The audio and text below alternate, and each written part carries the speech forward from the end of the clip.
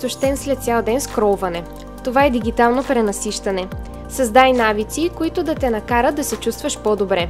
Задай си 15-минутни безекранни паузи през деня, направи едно 24-часово или уикенд прекъсване от социалните мрежи.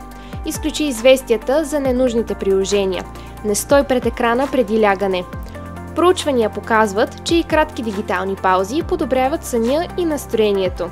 Не става дума да се откажеш от технологиите, а да ги използваш по-осъзнато.